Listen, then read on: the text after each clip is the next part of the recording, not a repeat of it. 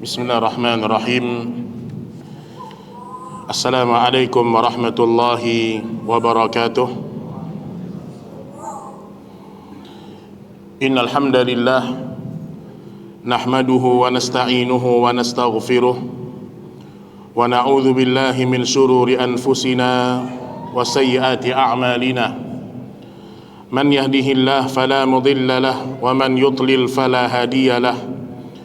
Ashhadu an la ilaha illallah wahdahu la syarika lah wa ashhadu anna Muhammadan abduhu wa rasuluh. Ya ayyuhalladzina amanu taqullaha haqqa tuqatih wa la tamutunna illa wa antum muslimun.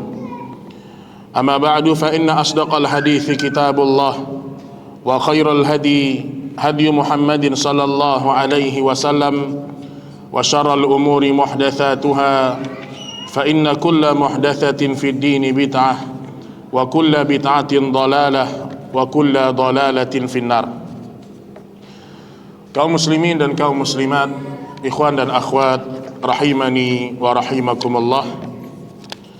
Alhamdulillah, kita bersyukur kepada Allah pada malam yang berbahagia ini. Allah mudahkan kita untuk berkumpul di tempat yang paling mulia. Kita berkumpul untuk mempelajari sebahagian dari ayat-ayat Allah Subhanahu wa ta'ala, mempelajari sebahagian dari sunnah-sunnah Rasul alaihi salatu wassalam. Maka semoga Allah Jalla Jalaluh mengikhlaskan niat kita karena Allah. Semoga Allah Jalla Jalaluh menjadikan ilmu yang kita pelajari ini mendatangkan rasa takut kita kepada Allah Subhanahu wa ta'ala. Baik Bapak Ibu yang dirahmati Allah Subhanahu wa ta'ala, alhamdulillah kita sudah menjelaskan pada pertemuan yang lalu, masih pada pembahasan muqaddimah Kitabut Tauhid. Secara umum kita sudah menjelaskan tentang pentingnya tauhid dalam kehidupan seorang mukmin. Kita sudah jelaskan bahwasanya tauhid adalah dakwahnya para nabi dan para rasul. Semua nabi, mulai dari zaman Nabi Adam, terkhusus Nabi Nuh alaihi salam, sampai Nabi kita Muhammad alaihi salatu wassalam, semua mereka mendakwakan tauhid kepada umat. Kita sudah jelaskan bahwasanya tauhid adalah salah satu dosa yang tidak akan Allah ampuni di hari kiamat, kecuali pelakunya bertaubat sebelum dia diwafatkan oleh Allah Subhanahu wa ta'ala. Baik, pada pertemuan ini Bapak Ibu yang dirahmati Allah, kita masuk pada bab yang pertama, yaitu tentang hakikat dan kedudukan tauhid. Hakikat dan kedudukan tauhid. Pembahasan tauhid ini pembahasan yang sangat rinci ya. Tapi insya Allah saya akan membawakan kepada antum dengan bahasa-bahasa yang mudah-mudahan bisa dimengerti. Kalimat-kalimat yang terkadang susah difahami oleh sebagian orang awam, kita mudahkan bahasanya. Baik Bapak Ibu yang dirahmati Allah Subhanahu wa ta'ala, di bab yang pertama ini Syekh Muhammad bin Abdul Wahhab rahimahullahu ta'ala, beliau menyebutkan firman Allah dalam surah Az-Zariyat ayat 56. Ini dalil yang pertama beliau sebutkan dalam kitab ini, Az-Zariyat 56. Allah Subhanahu wa ta'ala berfirman, "Wa ma khalaqatul jinna wal insa illa liya'budun." Tidaklah aku ciptakan jin dan manusia kecuali agar mereka itu beribadah kepadaku. Ini tauhid jemaah. Ini tujuan dihidupkannya seorang hamba. Ini tujuan dihidupkannya manusia di dunia ini.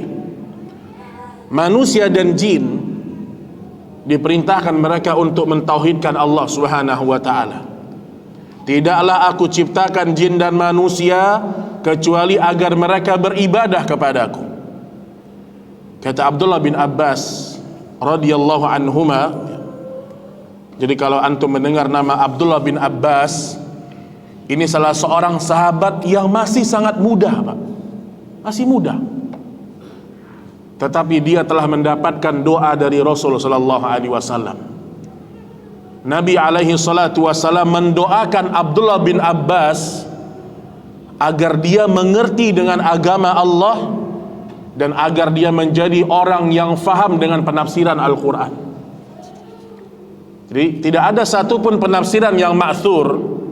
Bapak Ibu kalau buka tafsir Ibnu Katsir, itu sebahagiannya bahkan mayoritasnya itu mereka mengambil dari riwayat Abdullah bin Abbas. Abdullah bin Abbas ini sekilas tentang beliau, dia termasuk seorang anak muda yang diikut sertakan dalam majelisnya Umar. Jadi para sahabat ini kalau berkumpul, ashabus syura, majelis-majelis syura, yang ngumpul tuh orang tua-tua, Pak, sahabat-sahabat senior. Tetapi Umar bin Khattab memasukkan Abdullah bin Abbas di majelis itu, masih muda. Sehingga orang-orang bertanya, wahai Umar, kenapa anak-anak kami nggak duduk di majelis ini? Kenapa cuma Abdullah bin Abbas yang diizinkan masuk di majelis ini? Akhirnya Umar bin Khattab menjawabnya dengan ilmu. Maka Umar bin Khattab menanyakan tentang firman Allah, idza jaa nasrullah wal fath. Surat apa, Pak? An-Nasr. Idza jaa nasrullahi wal fath wa ra'aitan nasa yadkhuluna fi dinillahi afwaja. Ketika manusia berbondong-bondong masuk Islam, ketika terjadinya kejayaan umat Islam, Nabi tanya satu-satu, Pak. Ditanya ke sahabat yang senior masing-masing, apa yang dimaksud dengan idza jaa nasrullahi wal fath? Semua sahabat senior mengatakan ayat ini menjelaskan tentang kejayaan kaum muslimin. Idza jaa nasrullahi wal fath.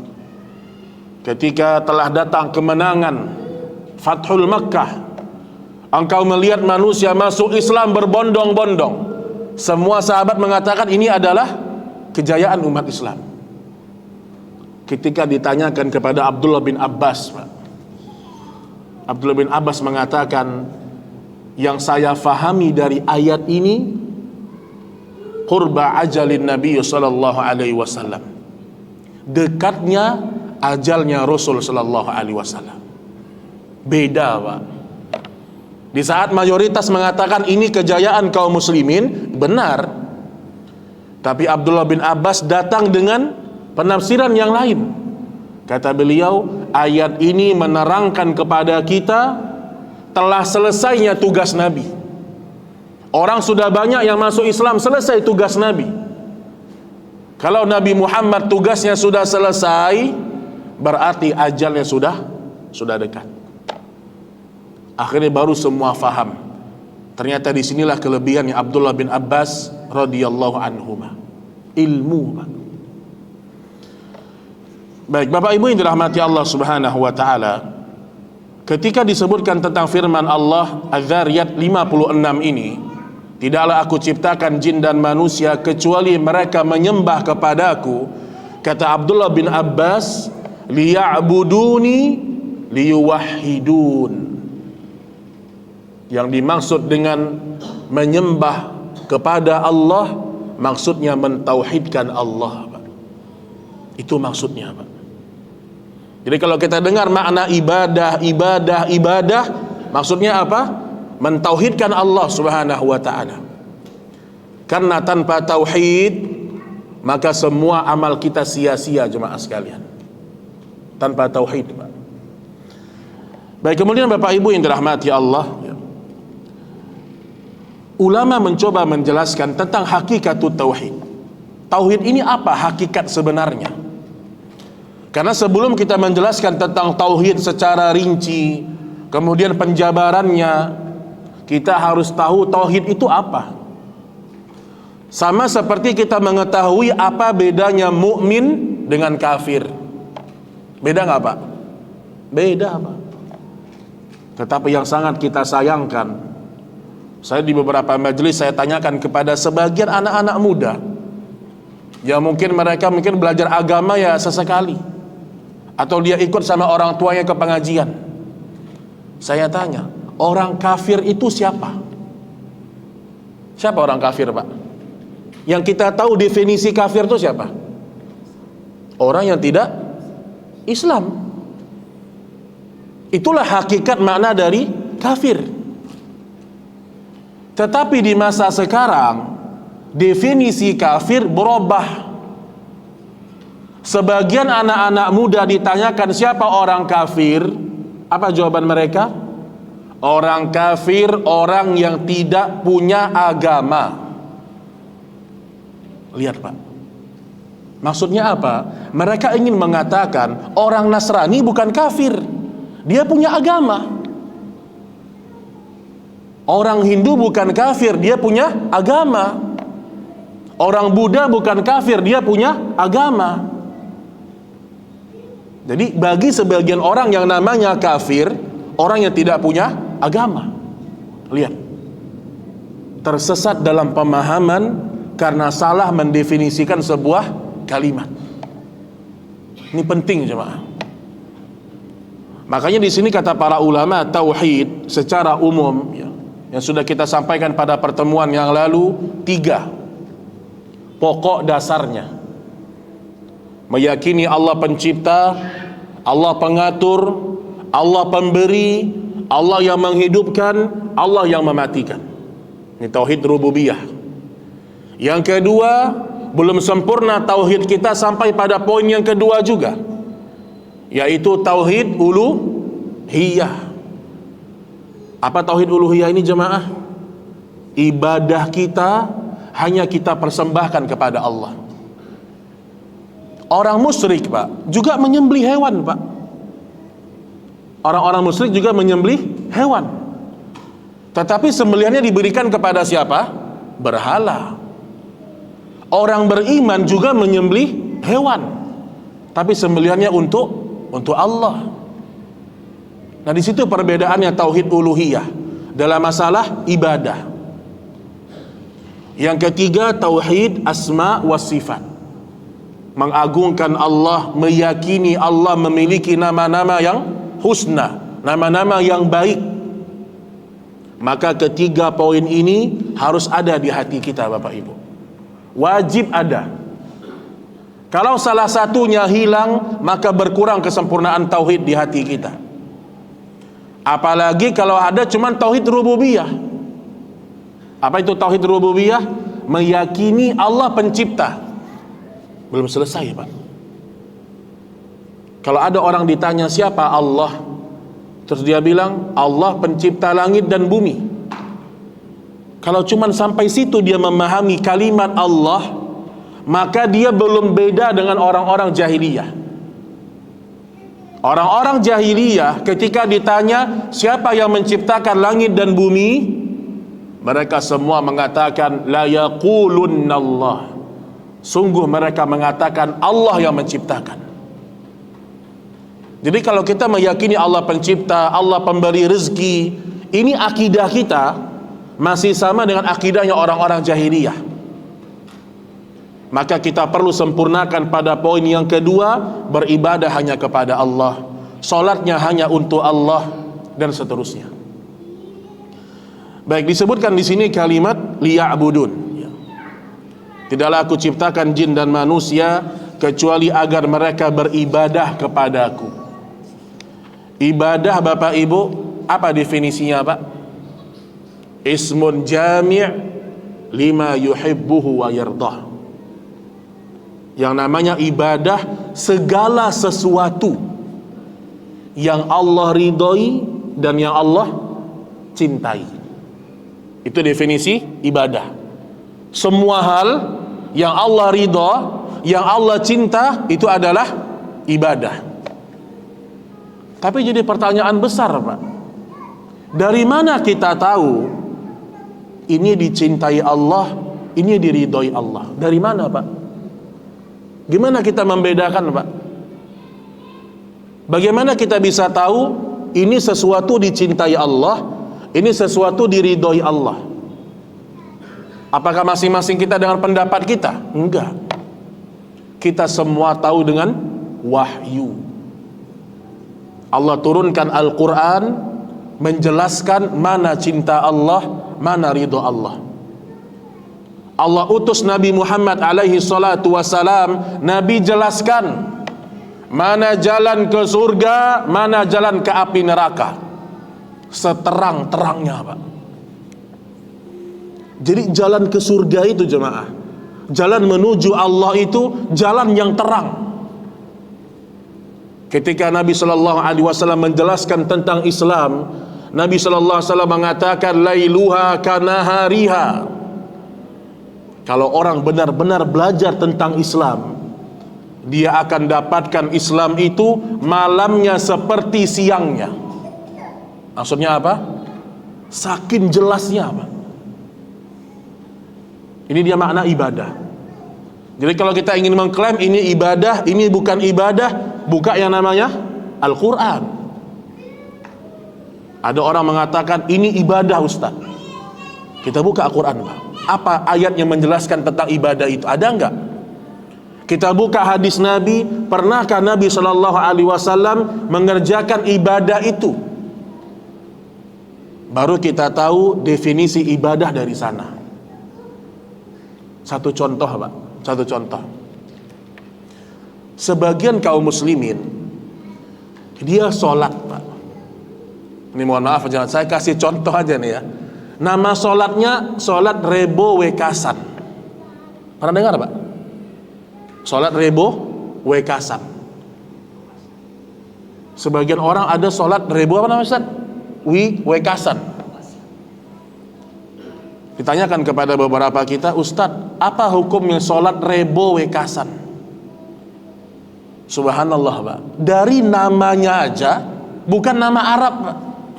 Sholat rebo berarti bukan dari agama kita sebenarnya. Agama kita jelas sholat zuhur, asar, maghrib, duha, fajar, semua dengan bahasa Arab. Dari namanya saja terlihat ini bukan dari ibadahnya kaum muslimin, ibadah yang dibuat-buat. Itu satu contoh. Maksud saya, jangan cepat mengklaim ini sebuah ibadah sampai bapak ibu tanyakan, apakah ayat Quran menjelaskannya, apakah hadis Nabi menjelaskannya, baru masuk itu adalah ibadah, Pak. Makanya hati kita ini, Pak, harus rendah hati. Kita nggak boleh sombong berhadapan dengan ayat Allah. Kita tidak boleh sombong ketika berhadapan dengan hadis Rasul Sallallahu Alaihi Wasallam. Mungkin sebagian kita cinta dengan guru kita, tapi kita lebih cinta kepada kebenaran, jemaah. Al-Quran dan hadis tidak pernah salah ketika menjelaskan sebuah ibadah. Baik, kemudian yang berkaitan dengan ibadah, ibadah itu memiliki dua syarat. Ustadz, itu syaratnya dari mana? Ustadz buat-buat ya? Enggak, bukan saya buat-buat, Pak. Syarat ibadah itu memang para ulama kumpulkan dari ayat-ayat Al-Quran, dari hadis Nabi, maka terkumpul paling tidak dua syarat dalam ibadah. Syarat yang pertama, dianggap sah ibadah itu kalau ibadah itu ikhlas karena Allah. Wa ma umiru illa liya'budullaha mukhlishina lahuddina hunafa. Dan aku tidak pernah memerintahkan engkau ya Muhammad agar engkau beribadah kecuali mengikhlaskannya karena Allah. Dan syaitan, Pak, ketika dia bersumpah untuk menyesatkan seluruh manusia, thumma la ughwiyannahum ajma'in, kata syaitan, kata iblis nih, wahai Rabb, karena engkau telah mendustakanku, engkau telah melaknatku sampai hari kiamat, maka aku minta ditangguhkan umurku, kata iblis. Thumma la ughwiyannahum ajma'in, aku akan sesatkan seluruh manusia. Ini janji iblis, Pak. Dia akan menyesatkan seluruh manusia. Tapi iblis mengatakan illa ibadak minhumul mukhlasin. Tapi aku tidak bisa sesatkan orang-orang yang ikhlas. Gak bisa, Pak. Orang yang ikhlas dalam ibadahnya, iblis nggak bisa merusak ibadah itu. Orang yang ikhlas dalam ibadahnya, itulah orang yang istiqamah dalam sebuah ketaatan kepada Allah. Semangatnya nggak turun karena celaan orang, semangatnya tidak bertambah karena pujian orang. Inilah orang yang ikhlas. Dilihat orang, nggak dilihat orang, tujuan dia satu, hanya Allah. Ini syarat sah dalam sebuah ibadah. Yang kedua, tidak cukup hanya ikhlas, Pak. Yang kedua, mutaba'atun Nabi sallallahu alaihi wasallam, atau ittiba' an-Nabi sallallahu alaihi wasallam. Ibadah yang ikhlas itu harus sesuai dengan tuntunan Rasulullah sallallahu alaihi wasallam. Ini kita bahas pelan-pelan, Pak ya. Mungkin satu dalil bisa sekian penjelasan. Saya tidak ingin menjelaskan kitab tauhid ini satu pertemuan, satu bab, hendak, Pak. Target kita bukan menyelesaikan, tapi target kita adalah menjelaskan sebagiannya sama antum. Dapat seperempat, alhamdulillah. Yang terpenting satu dalil kita jabarkan, satu dalil kita jabarkan. Syarat yang kedua, ibadah itu harus sesuai dengan tuntunan Rasul sallallahu alaihi wasallam. Jadi kalau sudah masalah ibadah, Pak, jangan dikarang-karang. Mulai dari ibadah yang sifatnya adalah akidah sampai fikih.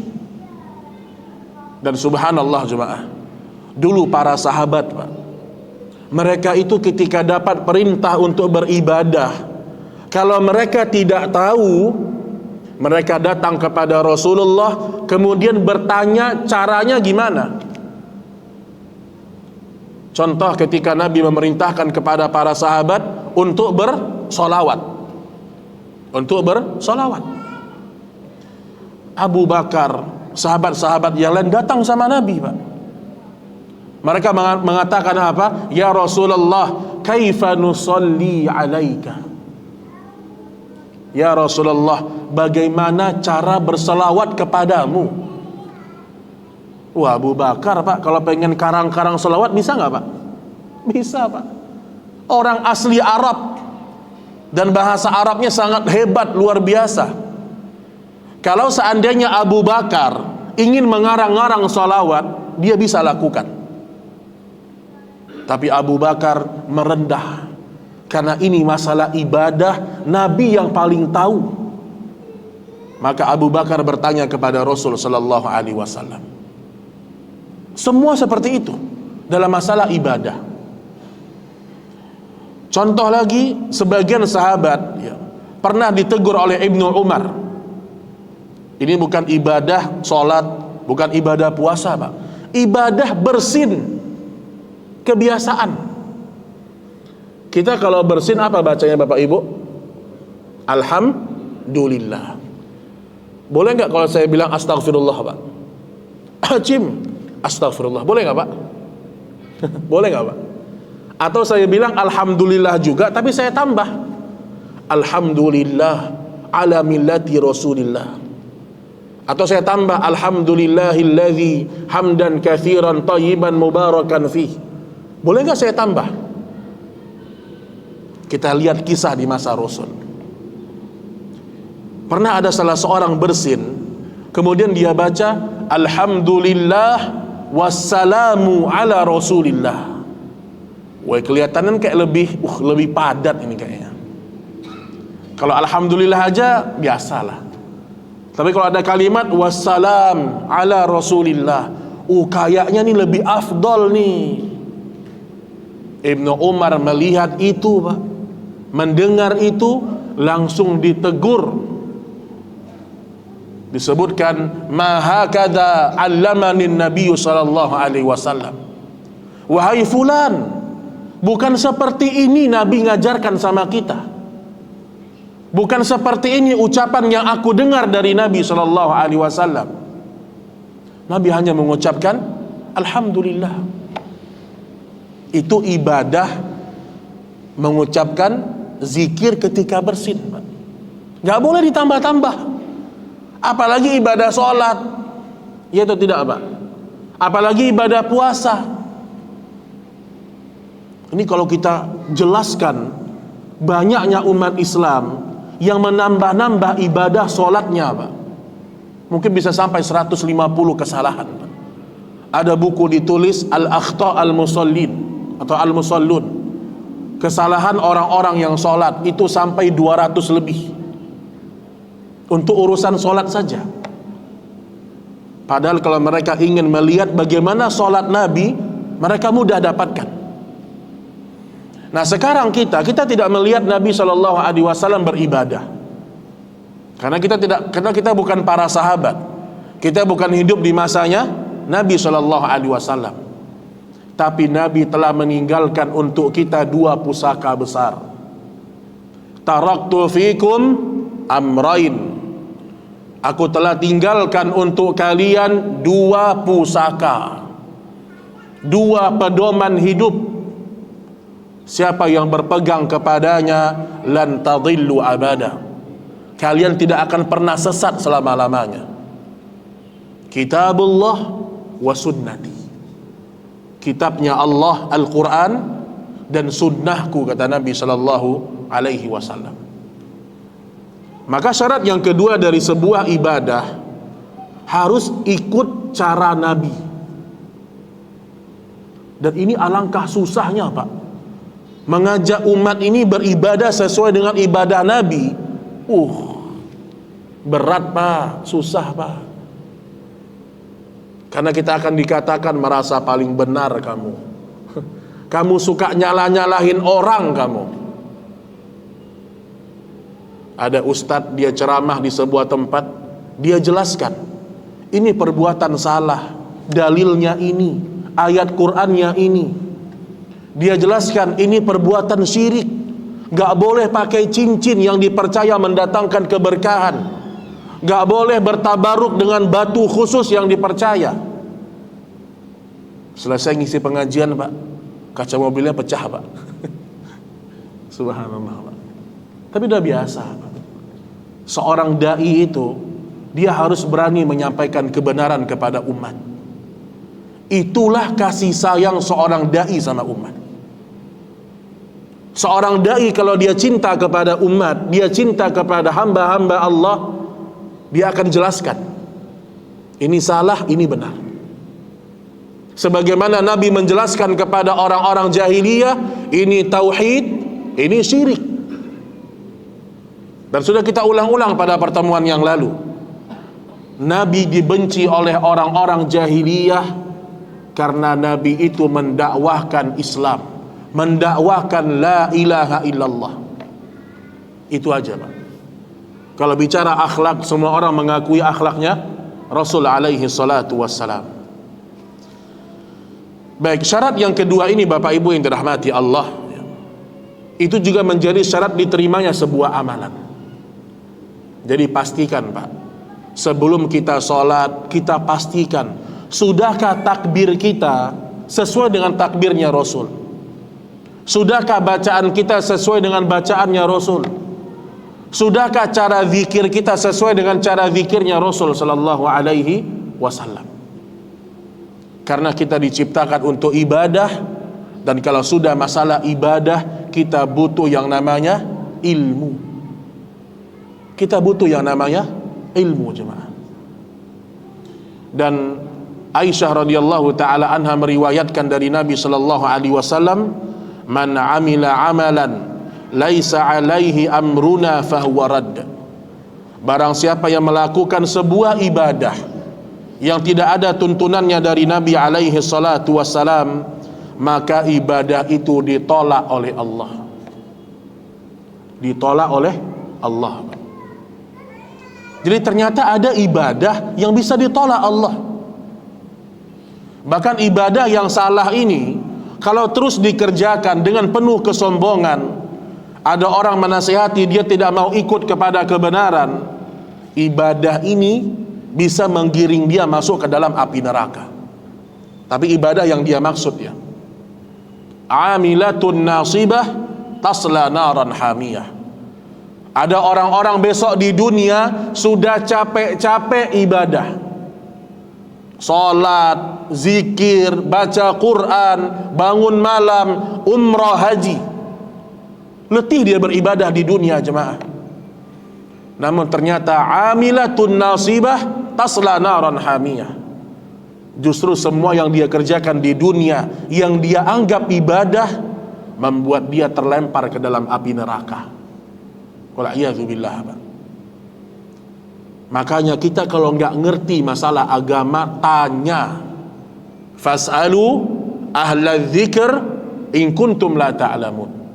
Bertanyalah kepada orang yang lebih tahu kalau engkau tidak mengetahuinya. Baik ikhwan dan akhwat rahimani wa rahimakumullah. Itu dia ayat yang pertama di surat Az-Zariyat ayat 56. Kemudian juga disebutkan dari firman Allah dalam surah An-Nahl ayat 36. Qala al-musannif rahimahullahu ta'ala wa qawluhu ta'ala wa laqad ba'athna fi kulli ummatin rasulan an ya'budullaha wajtanibut taghut. Dan sungguh kami telah mengutus kepada setiap umat itu rasul. Ada umat diutus rasul di tengah-tengah mereka. Ada umat yang baru diutus rasul di tengah-tengah mereka. Apa tugasnya rasul ini, Pak? Apakah hanya menjelaskan masalah cinta-cinta, Pak? Sekarang ini dakwah ya Bapak Ibu sekalian. Dakwah di masyarakat kita ini sekarang hilang. Dakwah tauhid ini sedikit, Pak. Anda bisa lihat dari sekian banyak masjid yang ada di Jakarta ini, berapa orang yang menjelaskan kepada umat tauhid? Tauhid sedikit, sangat sedikit. Kebanyakan membahas masalah akhlak. Betul, itu bagus ya. Membahas masalah sedekah itu bagus, Pak.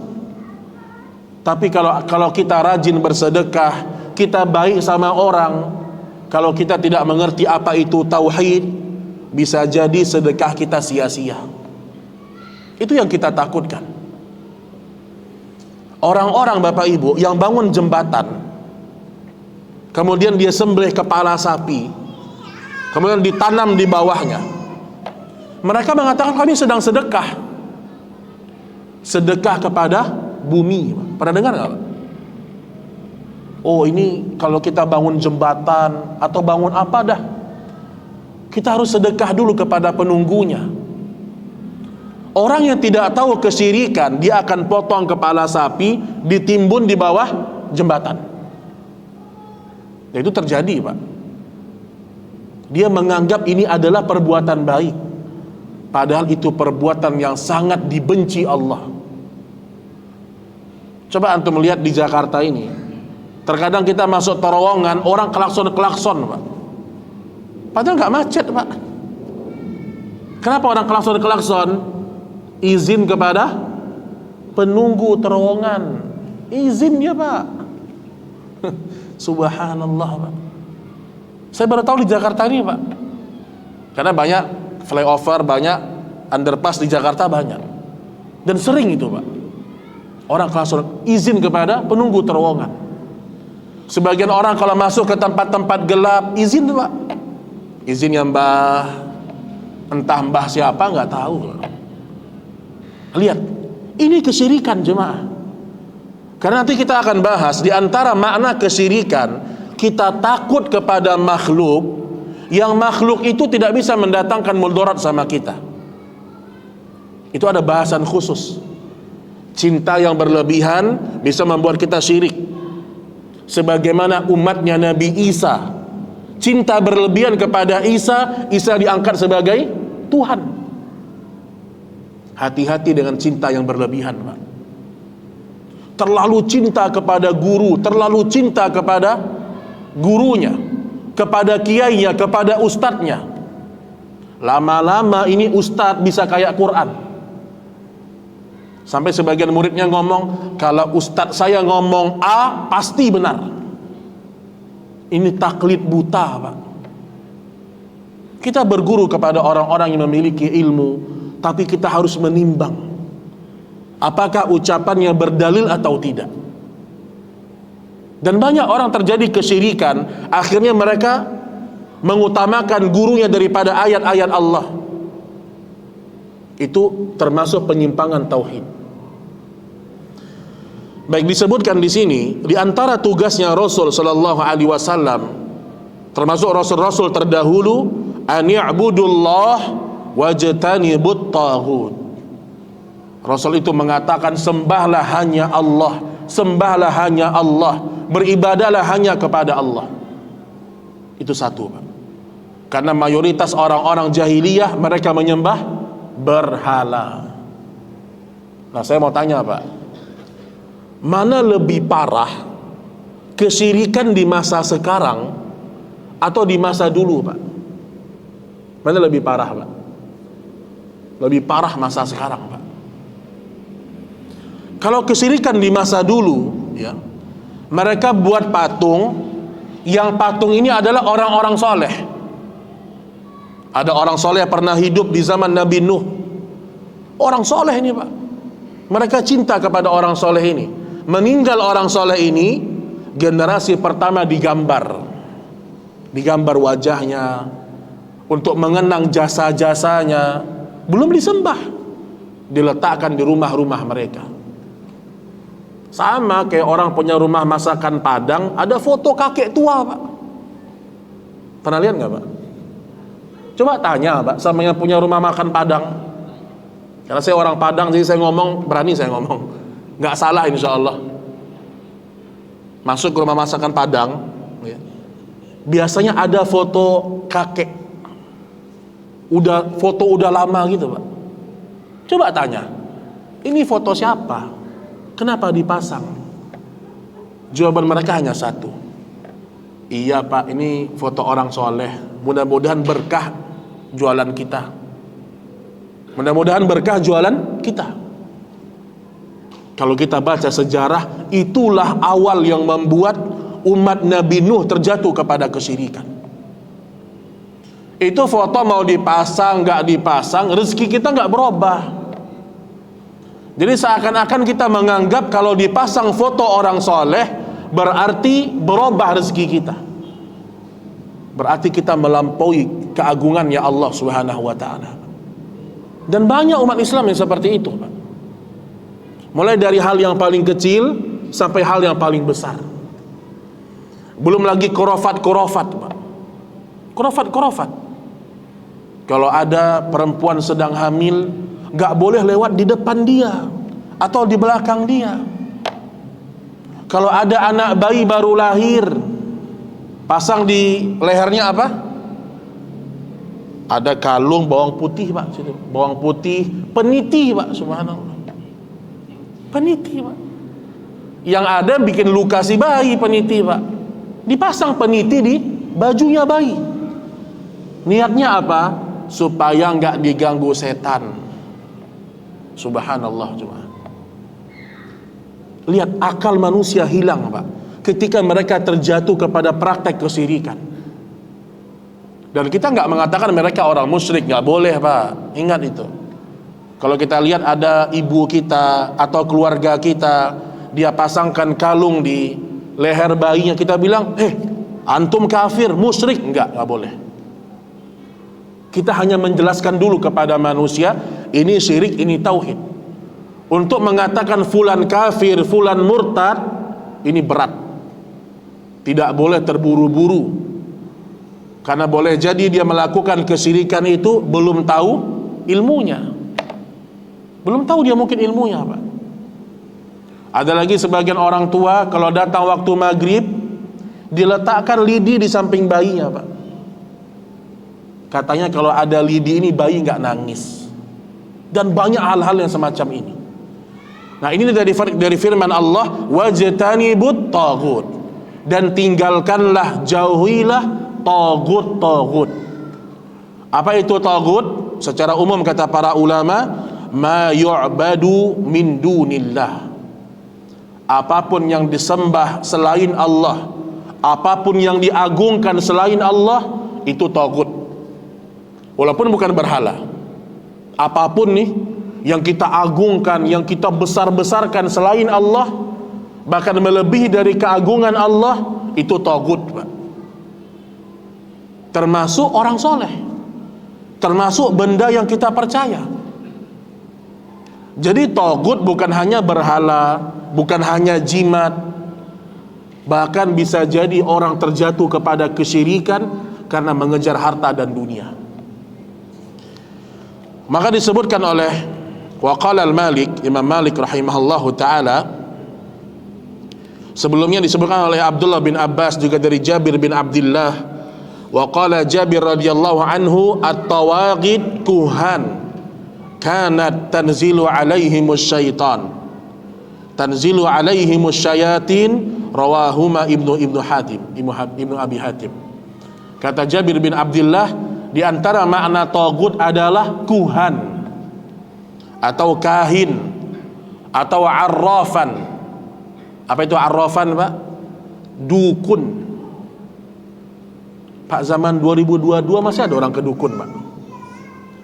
Dulu orang kalau belum ada CCTV, dia baru beli mobil baru, dia pasang pagar di rumahnya, Pak. Tapi bukan pagar besi, Pak, pagar gaib, Pak. Nggak ada pagar sebenarnya. Dia datang ke dukun, Pak dukun, saya baru beli mobil baru, Pak, tolong pasangkan pagar gaib di rumah saya. Jadi pagar yang nggak terlihat, kalau orang mau mencuri mobilnya kesentrum gitu. Dulu orang percaya, Pak. Dulu kita misalnya punya mobil, ada orang nyuri tap mobil kita, radio mobil kita dicuri, kita akan pergi ke dukun orang-orang dulu, wa'iyadzubillah. Terus dukunnya punya GPS tuh, Pak, Masya Allah, GPS pribadi tapi ya. Oh, mobilnya pergi ke sini, dicuri sama orang ini, subhanallah. Makanya tahun 2022, dari satu sisi teknologi telah mengalahkan para dukun. Kita nggak perlu dukun, Pak, sekarang. CCTV di mana-mana, nggak perlu dukun. Mobil kita dicuri orang, tinggal GPS. HP kita diambil orang, kita bisa tahu di mana HP kita. Tapi tetap yang namanya dukun laris. Dan ingat jemaah sekalian, kalau dulu dukun kita masuk ke tempatnya aja sudah menyeramkan. Sekarang dukun ini menjelma, Pak, menjadi seorang laki-laki bersorban 7 putaran. Masya Allah, Pak. Dukun sekarang kayak ustadz, Pak. Hati-hatian tuh. Kalau dulu dukun memberikan jimat-jimat yang menyeramkan, di tulisan apa nggak jelas, disuruh kita baca mantra-mantra ini. Sekarang dukun malah lebih parah daripada dulu. Terkadang dukun dia tulis dengan bahasa Arab mantranya. Orang Indonesia kalau lihat tulisan Arab, oh Quran, Quran ini bukan jimat, Ustaz, ini Quran, Ustaz, ayat Quran, Ustaz. Padahal itu bahasa Arab yang isinya adalah jimat. Dan ingat, Pak, dukun yang ada di Arab, jimatnya bahasa Arab, Pak. Namanya apa? Tolasim. Kalau kita baca, nggak ngerti kita maknanya apa, tapi tulisan Arab. Dan ulama sudah sebutkan, ayat Al-Quran kalau ditulis kemudian ditambah-tambah satu huruf, diniatkan menjadi mantra, jadi itu. Hati-hati, Pak. Sebagian orang sekarang menjadikan Al-Quran ini seperti jimat, ditambah satu huruf oleh dukunnya. Maka ingat jemaah sekalian, jangan pernah datang ke dukun. Maka disebutkan dalam bahasa Arab, dukun ini siapa? Artinya arrafan.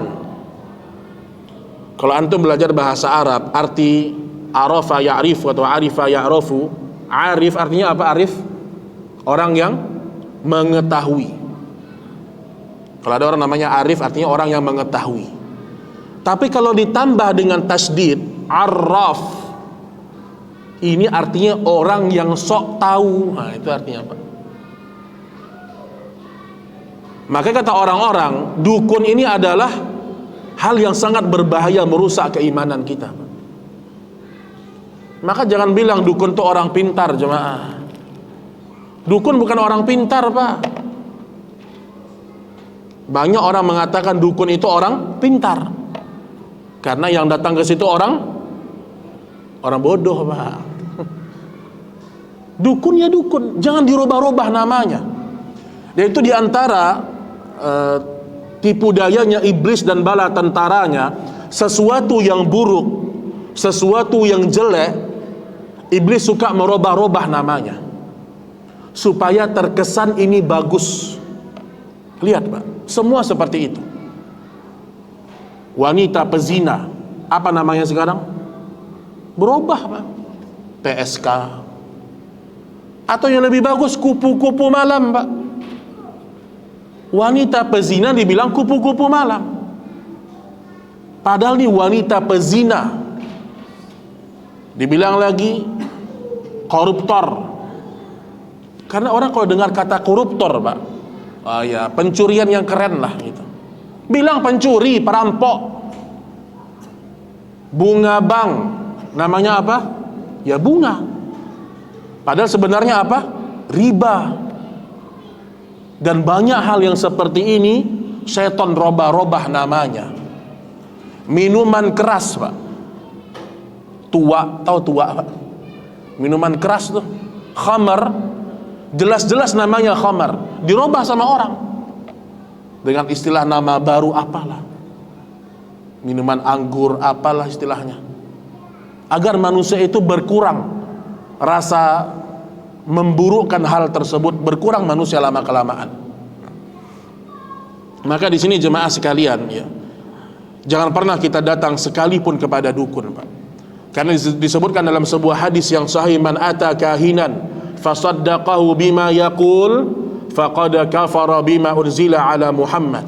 Barang siapa yang datang kepada dukun kemudian membenarkannya, maka dia telah kufur dari agama Rasulullah sallallahu alaihi wasallam. Termasuk nonton acara ramal-ramalan, tak boleh, Pak. Hati-hati, Pak. Kita mungkin gak datang ke dukun, tapi kita nonton di rumah dukun, tukang ramal, pawang hujan, Pak. Masya Allah. Pawang hujan ini ngomong apa? Bukan saya yang nurunkan hujan, tapi Allah mengizinkan saya menurunkan hujan. Udah kayak Nabi, Pak. Masya Allah. Maka ingat Bapak Ibu, ya, ini hal dasar ini, ya. Bagaimana kita tidak bergantung kepada makhluknya Allah Subhanahu wa ta'ala. Baik, sudah azan, Pak? Oh, taib jemaah. Enggak ada tandanya ya, Masya Allah. Baik, kita salat Isya dulu insyaallah ta'ala, kita lanjutkan setelah salat insyaallah. Wa sallallahu ala nabiyyina Muhammad wa akhiru da'wana alhamdulillahi rabbil alamin. Wassalamualaikum warahmatullahi wabarakatuh. Bismillahirrahmanirrahim. Assalamualaikum warahmatullahi wabarakatuh. Alhamdulillahi rabbil alamin. Wassalatu wassalamu ala asrafil anbiya'i wal mursalin wa ala alihi wa ashabihi wa man sara ala nahjih wa tamassaka bi sunnatihi ila yaumiddin. Amma ba'du, kaum muslimin dan kaum muslimat rahimani wa rahimakumullah. Baik, kembali kita melanjutkan sedikit bahasan masih pada bab yang pertama, di mana hakikat tauhid dan keutamaannya.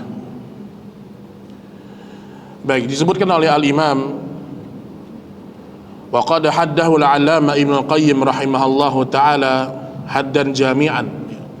Sungguh Imam Ibnu Qayyim rahimahullah sudah memberikan batasan-batasan dalam permasalahan tauhid dan kesyirikan. Dan beliau sebutkan, ya, di antara makna taghut yang berikutnya adalah man yatahakamuna ilaih ghairullah wa rasulih. Barang siapa yang menjadikan hukum atau berhukum kepada selain hukumnya Allah Subhanahu wa ta'ala dan dia membenarkannya, itu adalah bagian dari taghut. Ini bahasan luas, tapi kita sebutkan saja dulu. Au ya'budunahu min dunillah, atau seorang itu menyembah kepada selain Allah Subhanahu wa ta'ala. Oleh karena itu kata Allah Subhanahu wa ta'ala, an ya'budullah wajtanibut taghut. Hendaklah mereka menyembah hanya kepada Allah Subhanahu wa ta'ala dan mereka meninggalkan taghut, hal-hal yang diharamkan dalam syariat Allah Subhanahu wa taala. Baik, ada penguat dari firman Allah dalam surat Al-Isra ayat 24 jemaah. Di sini kalau kita menjelaskan tentang masalah tauhid, ternyata ada ayat Al-Qur'an yang menjelaskan bahwasanya setelah tauhid Allah menyebutkan berbakti kepada orang tua itu bagian dari perintah Allah Subhanahu wa taala.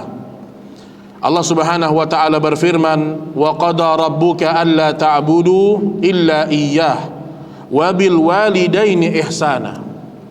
Allah telah memerintahkan kepada kalian untuk menyembah hanya kepada Allah dan berbaktilah kepada kedua orang tua kalian. Mungkin nanti bahasan ini kita akan lanjutkan di pertemuan berikutnya, ya. Tapi yang menjadi syahid pada ayat ini, wa qada rabbuka alla ta'budu illa iyyah. Allah telah menetapkan kepada kalian agar jangan menyembah kepada selain Allah Subhanahu wa taala. Wa qala al-Mujahid, berkata Imam Mujahid rahimahullahu taala, juga Abdullah bin Abbas dan Ibnu Mas'ud dan selainnya, wa qada rabbuk yakni amara. Sungguh Allah Subhanahu wa taala telah memerintahkan kepada kalian untuk menyembah hanya kepadanya. Ini jelas jemaah sekalian menjadi dalil bahwasanya perintah-perintah tauhid dalam Al-Qur'an bukan datang hanya satu atau dua ayat. Bahkan disebutkan oleh para ulama, semua ayat-ayat Allah berbicara tentang masalah tauhid, walau ada rincian-rincian yang datang dalam bahasan-bahasan yang lain. Baik, juga disebutkan dalam firman Allah, yaitu tentang hal-hal yang berkaitan dengan kesyirikan. Allah Subhanahu wa taala berfirman, takadus samawati yatafattarna min wa tanshaqqul ardu wa takhirul jibalu hadda. Allah mengatakan hampir-hampir saja gunung itu pecah, langit-langit itu runtuh. Kenapa? Anda'u lirrahmani walada, karena mereka mengatakan Ar-Rahman itu memiliki anak. Laqad ji'tum syai'an idda, sungguh engkau telah datang dengan kalimat yang sangat keji sekali. Ini ingat jemaah, sebentar lagi nih, ya kan? Sebentar lagi ada hari di mana orang-orang melakukan kesyirikan yang besar kepada Allah. Makanya jangan ikut-ikutan, Pak. Mungkin pesan saya di akhir kajian ini adalah, berbedalah sikap kita dengan muslim dan kafir, dan jangan membuat ibadah-ibadah yang tidak ada ritualnya dalam Islam pada akhir tahun, Pak. Ini saya sering sampaikan di masjid-masjid, karena terkadang yang ngurus masjid itu DKM-nya awam, Pak. Saya pernah ngisi di Masjid Bekasi jemaah, ketemu sama DKM-nya, Masya Allah, Pak. Bermula dari niat yang baik dia. Apa kata dia? Ustadz, ini masjid kami Ustadz, semua warna boleh masuk Ustadz. Masya Allah, Pak. Dari hitam sampai putih boleh Ustadz itu ngisi di sini, kata dia. Dari yang sunnah sampai yang syiah masuk ke masjid itu, Pak. Mulai dari yang mendakwakan tauhid sampai menyuruh menyembah kubur masuk di masjid itu. Lihat. Padahal Allah mengatakan, wa annal masajida lillah fala tad'u ma'allahi ahada. Sesungguhnya masjid-masjid itu adalah miliknya Allah, dan jangan sampai kalian beribadah di masjid itu melakukan sebuah kesyirikan. Nah, mungkin satu hal yang sangat penting, yaitu ini tambahan dari saya Bapak Ibu sekalian, ya. Tidak ada dalam Islam orang-orang yang diperintahkan kita merayakan tahun baru, tidak ada, Pak. Ingat itu, ini akidah nih, Pak. Akidah kita nih. Sebagian orang berniat baik, Ustadz, daripada anak-anak ini keliuran Ustadz, main petasan keluar, kita buat deh sholat tahun baru berjamaah, Pak. Subhanallah. Niatnya baik tapi caranya salah. Dibuatlah tahajud berjamaah menyambut tahun baru. Subhanallah, nggak ada dalam Islam, Pak. Pernahkah Nabi mengadakan acara yang seperti itu? Nggak ada. Jadi bedakan sikap kita dengan sikapnya orang-orang Nasrani. Di hati seorang Muslim, dia tidak boleh sama sekali mengikuti kebiasaan-kebiasaan orang-orang Yahudi dan Nasrani, Pak. Bahkan Nabi Shallallahu Alaihi Wasallam bersabda sebelum beliau meninggal dunia, la'anallahu al-yahud wan nasara ittakhadhu qubur anbiya'ihim masajid.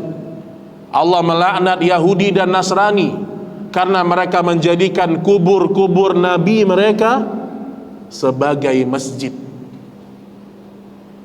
Di kuburan jelas apa yang harus kita lakukan di kuburan. Mengingat kematian, kita mendoakan yang ada dalam kubur. Itu tujuan dalam berziarah kubur, Pak. Sekarang sebagian orang menjadikan kuburan seperti masjid. Bahkan sebagian orang minta kepada orang yang dalam kubur itu. Ini kesyirikan yang nyata, jemaah. Gak boleh, Pak. Minta hanya kepada Allah Subhanahu wa ta'ala. Makanya Nabi mengatakan, man tasyabbaha biqaumin fahuwa minhum. Barang siapa yang menyerupai sebuah kaum, maka dia bisa bagian dari kaum itu. Dan Nabi telah menyuruh kita untuk berbeda dari Yahudi dan Nasrani, mulai dari masalah keyakinan, masalah penampilan, dan masalah kebiasaan. Nabi menyuruh kita untuk memotong kumis, Pak, atau menipiskan kumis. Kenapa? Karena ahlul kitab memanjangkannya. Disuruh kita berbeda dengan mereka. Mulai dari cara berpakaian, dalam cara kita berbicara, dalam kebiasaan hidup kita disuruh berbeda dari orang-orang Yahudi dan Nasrani. Makanya ingat jemaah sekalian, akidah ini kalau kita sepelekan, terkikis perlahan demi perlahan. Sampai kata Rasul sallallahu alaihi wasallam, akan datang sebagian umatku itu, mereka akan mengikuti gaya-gaya Yahudi dan Nasrani. Sekalipun mereka masuk ke lubang dop, ke lubang biawak lah, atau biawaknya gurun pasir, mereka akan ikut masuk ke dalam itu. Maka di sini pentingnya kita belajar masalah akidah, kita belajar masalah tauhid dan iman. Baik ikhwan dan akhwat rahimani wa rahimakumullah. Mungkin bahasan yang terakhir sebelum kita buka sesi tanya jawab insyaallah taala, kalau ada hal yang ingin ditanyakan, yaitu hadis Nabi sallallahu alaihi wasallam, hadis Abu Hurairah radhiyallahu taala anhu. Kita bacakan matannya, kita akan jelaskan nanti pada pertemuan yang berikutnya secara rinci insyaallah. Disebutkan dari an Abi Bakrah, an Abi Bakrah qala Rasulullah sallallahu alaihi wasallam, ala unabbiukum bi akbaril kabair. Maukah kalian aku beritahukan tentang dosa yang paling besar dari dosa-dosa besar? Jadi ada dosa besar yang lebih besar dari dosa-dosa besar. Berarti puncaknya dosa, Pak. Qulna bala ya Rasulullah, tentu wahai Rasulullah.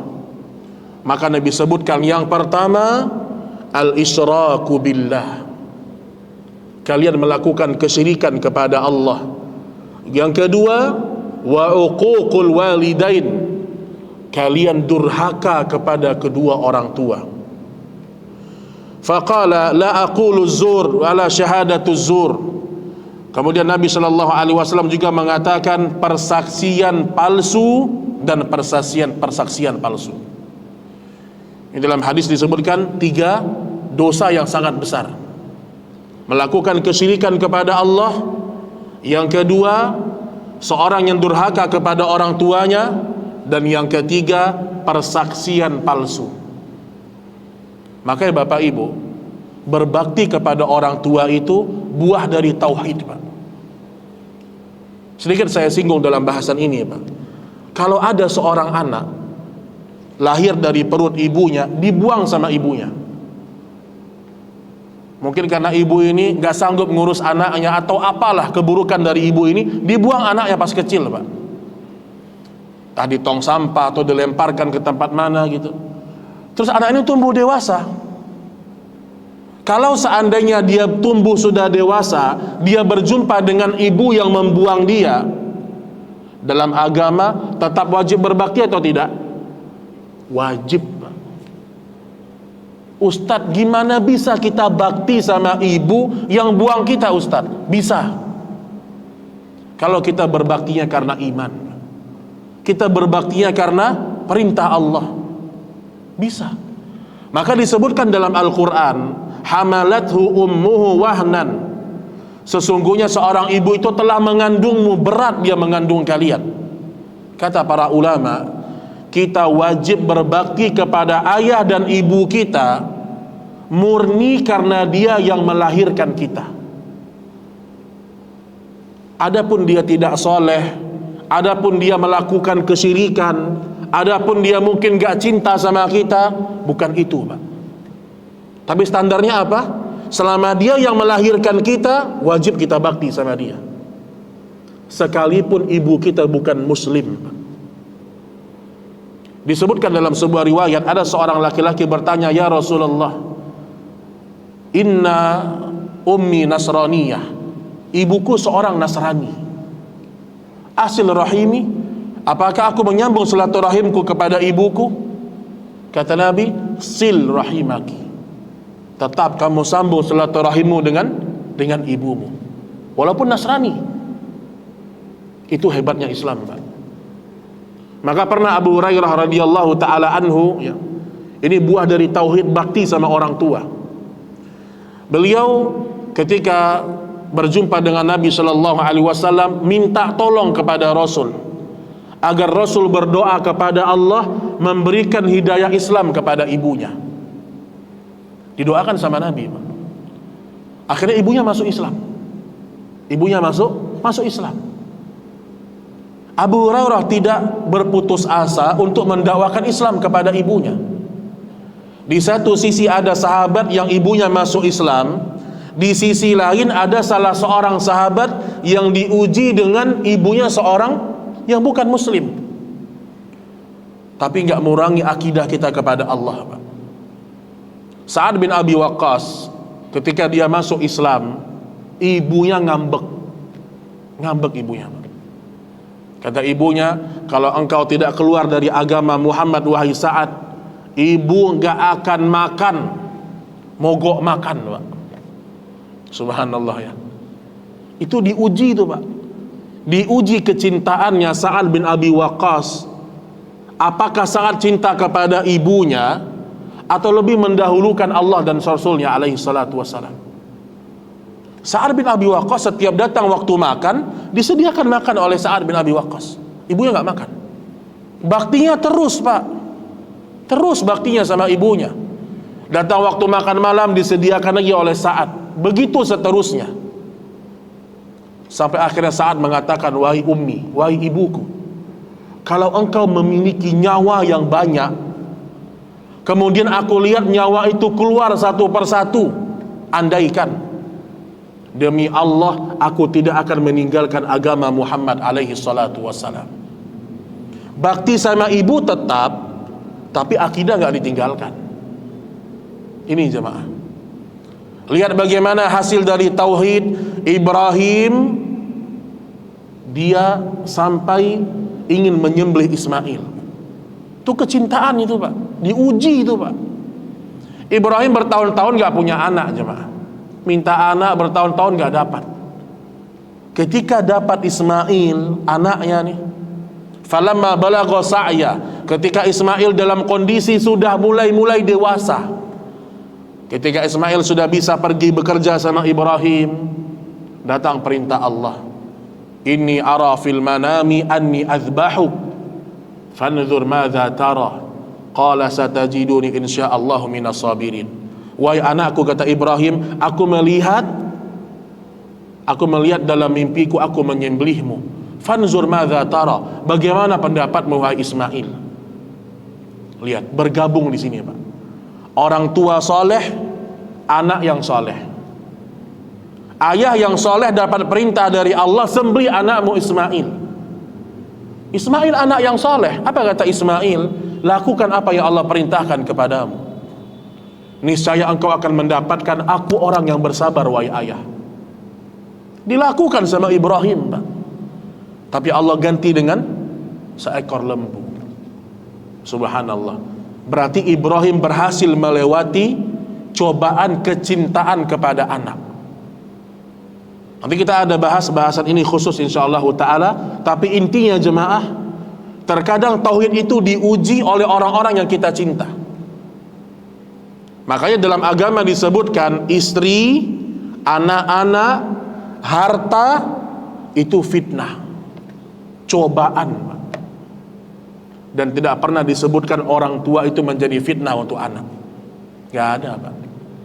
Yang biasa menghalangi kita tuh siapa dari kebaikan? Anak-anak kita atau istri kita.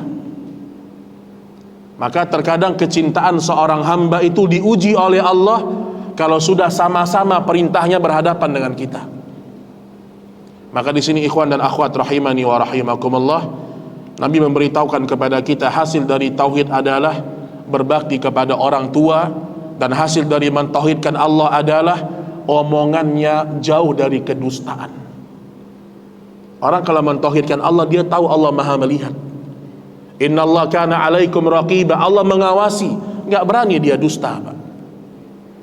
Ibnu Qayyim mengatakan seorang muslim tidak boleh merasa sendirian. Karena ketika kita merasa diri kita sendirian, itulah awal mula kita melakukan dosa. Walaupun berat, Pak. Memunculkan di hati Allah Maha melihat, padahal di kamar kita sendirian, istri enggak ada, anak-anak enggak ada. Atau kita bersama dengan HP kita, apa yang kita lihat, apa yang kita lakukan, hanya kita yang tahu, dan Allah Subhanahu wa ta'ala. Maka kita terus menaikkan iman kita. Allah Maha melihat, Allah Maha menyaksikan. Bahkan besok di hari kiamat yang bersaksi bukan hanya Allah dan Rasulnya, tapi semua tubuh kita bersaksi di hari kiamat. Wallahu ta'ala a'lam bissawab. Ini yang bisa ana sampaikan pada pertemuan ini. Semoga bermanfaat. Supaya tidak terlalu malam, kita cukupkan jemaah sekalian. Mungkin kalau ada pertanyaan sebelum kita akhiri, dipersilahkan jemaah sekalian. Silahkan, Pak.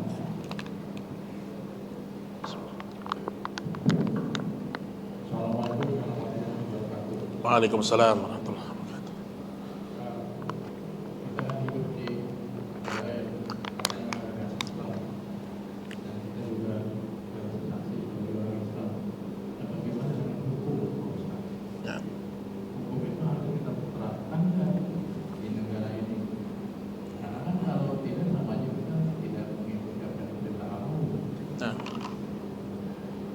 Ya, baik. Wah, ini pertanyaannya anak kuliah semester 6 ini, Pak. Perlu 1 semester ini kayak menjelasinnya. Baik jemaah, ya. Disebutkan dalam Al-Qur'an, "Wa man lam yahkum bima anzalallah fa ulaika humul kafirun." Siapa yang tidak berhukum dengan hukum Allah, dia kafir. 1. Ayat lain menyebutkan berikutnya, "Wa man lam yahkum bima anzalallah faulaika humudz zalimun." Barang siapa yang tidak berhukum dengan hukum Allah, maka dia zalim. Yang ketiga, "Wa man lam yahkum bima anzalallah faulaika humul fasiqun." Barang siapa yang tidak berhukum dengan hukum Allah, maka dia orang-orang fasik. Nah, dari ayat ini jelas orang yang tidak berhukum dengan hukum Allah dilihat. Nggak langsung tiba-tiba kafir, Pak. Nggak langsung tiba-tiba kita mengatakan Indonesia ini negeri kafir nih. Kita pakai undang-undang 45, nggak pakai hukum Islam, Ustaz. Ada sebagian orang yang punya pendapat begitu. Padahal kalau kita buka tafsirannya, wa man lam yahkum bima anzalallah faulaika humul kafirun. Barang siapa yang tidak berhukum dengan hukum Allah, maka dia orang-orang kafir. Kata Ibnu Abbas, kufrun duna kufrin. Maksudnya kekufuran yang tidak membuat dia keluar dari Islam. Ini tafsirnya sahabat, Pak. Makanya orang-orang Khawarij di situ perbedaannya. Orang Khawarij kalau kita nggak berhukum dengan hukum Islam langsung kafir. Oh, kamu pakai undang-undang dasar, kafir langsung. Itu Khawarij, Pak. Tapi Ahlu Sunnah enggak. Ahlu Sunnah merincikan, kalau seandainya kita meyakini di hati kita ternyata aturannya manusia lebih afdol daripada aturannya Allah, ya, kita bisa kufur, Pak. Kita bisa murtad dari agama. Kalau kita meyakini di dalam hati aturan manusia lebih bagus daripada Al-Quran, bisa murtad kita. Tapi berbeda kalau seandainya kita meyakini Al-Quran yang terbaik, namun dalam aplikasi kehidupan pemerintah tidak menggunakan sepenuhnya hukum Islam, maka orang-orang yang tinggal di negeri itu mereka belum kafir, Pak. Mereka belum kafir. Tapi orang-orang Khawarij beda akidahnya. Karena nggak pakai potong tangan kafir, pelaku dosa besar kafir enggak. Ahlu Sunnah tidak. Makanya Ali bin Abi Thalib ketika Rasul mengutus Ali bin Abi Thalib, apa kata Nabi jemaah? Wahai Ali, kalau engkau sampai di daerah itu, kamu dengarkan suara azan, itu negerinya kaum muslimin. Artinya apa? Jangan perangi mereka. Asalkan terdengar suara azan, itu negerinya Islam insyaallah ta'ala. Nah, dari sini kata para ulama, tidak langsung semua orang yang tidak berhukum dengan hukum Allah dia kafir. Kayak kita nih, kita meyakini, Pak, saya yakin Al-Quran dan Sunnah itu hukum yang paling tinggi, kita yakin. Tapi ketika negara kita tidak memakai semuanya, maka kita nggak otomatis kafir, karena kita yakin. Nah, tapi kita perlu ingat jemaah sekalian, sebagian orang mengkafirkan Indonesia, Pak. Indonesia ini kafir ini. Masa orang mencuri masuk penjara harusnya potong tangan? Masa orang berzina masuk penjara harusnya apa? Dirajam. Saya mau tanya, Pak, Indonesia ini ada nggak menerapkan hukum Islam, Pak? Salah satu syarat sebuah negara dikatakan negara Muslim yang pertama, penduduknya mayoritas Muslim, satu. Adapun kualitasnya itu beda cerita. Yang penting mayoritas Muslim, itu satu. Yang kedua, selama pemerintah negara tersebut tidak menghalangi umat Islam menegakkan kewajiban, maka itu negeri Muslim. Kita boleh nggak sholat di Indonesia, Pak? Boleh, Pak. Bahkan banyak kebaikan-kebaikan dibantu oleh pemerintah. Contoh, kita kalau menikah ada KUA. Bahkan dalam urusan sholat dibangunkan masjid di mana-mana di Indonesia. Walaupun kadang-kadang sebagiannya kosong masjidnya, Pak, tapi diizinkan. Kemudian urusan puasa diatur oleh pemerintah kita. Haji umroh, saking masya Allahnya 40 tahun nunggu, Pak. Maksud saya, Indonesia menerapkan hukum Islam, tapi belum sempurna. Belum sempurna. Kalau kata sebagian ustadz, kalau mobil antum bannya ada 4, yang bocor cuma 1, jangan dibuang semuanya, perbaiki yang 1, kan gitu. Nah, maksud saya hati-hati ya. Terkadang kita kalau baca ayat Quran kita fahami sendiri, Pak, itu yang membuat kita salah dalam pemahaman. Jadi kembali kepada hal yang tadi, selama kita meyakini di hati kita hukum Islam yang terbaik, walaupun secara aplikasi ya terlihat kita belum maksimal, maka kita masih muslim. Kita masih muslim. Nah, ketika lihat Nabi Shallallahu Alaihi Wasallam, ketika Nabi di kota Makkah 13 tahun, Pak, Nabi belum punya kekuasaan, maka Nabi tidak menghancurkan 360 berhala yang ada di sekeliling Ka'bah. Dibiarkan oleh Nabi, karena belum waktunya dihancurkan, belum punya kekuatan. Para sahabat sholat, para sahabat juga melakukan ibadah kepada Allah, dan tidak ada satupun orang mengatakan pada waktu itu para sahabat kafir karena hidup di negerinya orang-orang jahiliyah. Enggak. Jadi hati-hati dari kita berusaha mengkafir-kafirkan orang, ini berat. Tapi kembali kepada hal yang tadi, ketika kita baca ayat Quran, kita baca tafsirannya para sahabat, Pak. Itu yang akan bisa menyelamatkan kita dari pemahaman yang salah ya. Wallahu taala a'lam bissawab. Baik, jemaah masih ada? Ya, silakan Pak.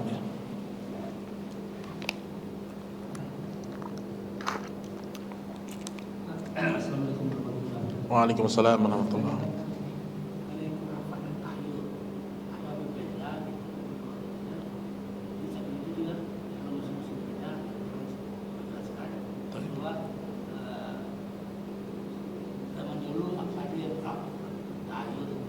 Masya Allah.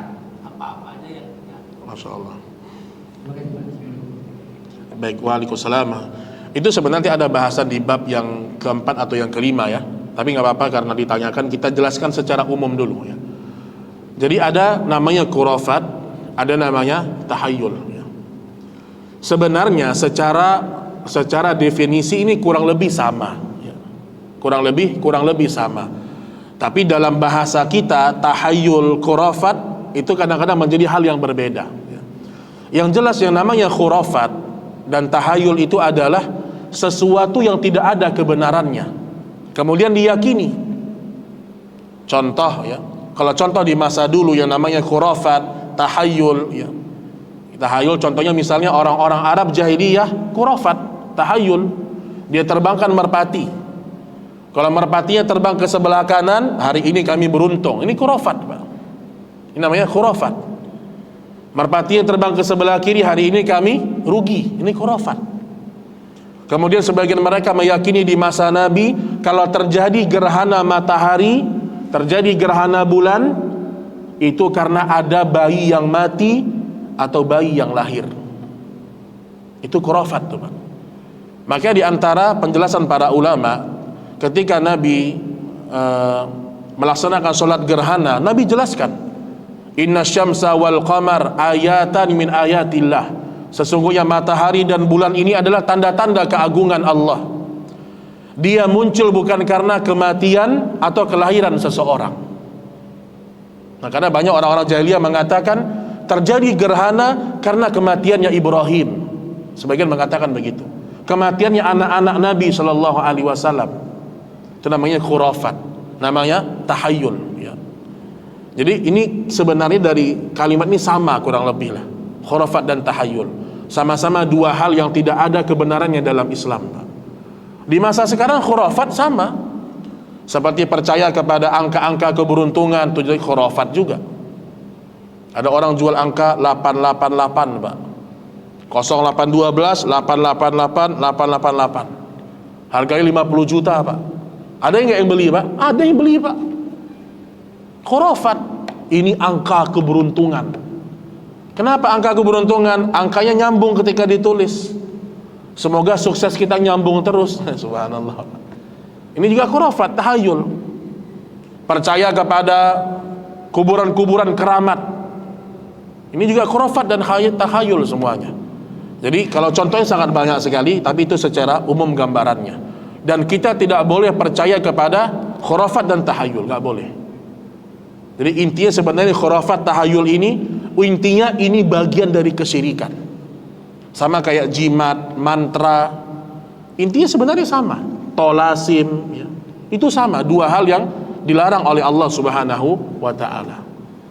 Wallahu, termasuk khurafat itu Bapak Ibu, meyakini arwah gentayangan, itu khurafat tuh, Pak.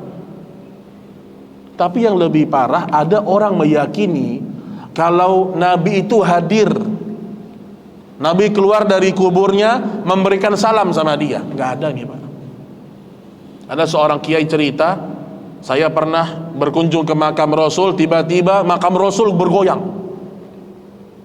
Terus Nabi keluar dari kuburnya, Pak. Kemudian Nabi mencium lutut saya, kata dia. Ini ada orangnya nih, Pak, udah meninggal tapi ya. Pengikutnya banyak dan muridnya percaya. Kalau kubur Nabi goyang, Pak, itu Masjid Nabawi gempar, Pak. Apalagi Nabi keluar dari kubur. Ini khurafat, jamaah. Ada nggak yang percaya? Banyak. Ini yang tadi saya katakan, kalau sudah taklid buta, cinta buta kepada guru, jatuh kepada banyak penyimpangan akidah, Pak. Wallahu ta'ala a'lam bissawab. Mungkin cukup insyaallah jemaah sekalian, ini yang bisa kita sampaikan pada pertemuan ini. dan semoga Allah Subhanahu wa taala mengikhlaskan niat kita, dan semoga Allah menyatukan hati kita di atas kebenaran. Wa sallallahu ala nabiyyina Muhammad. Nahtatim bihadzal qadar, subhanakallahumma wa bihamdik, asyhadu an la ilaha illa anta, astaghfiruka wa atubu ilaik. Wassalamu alaikum warahmatullahi wabarakatuh.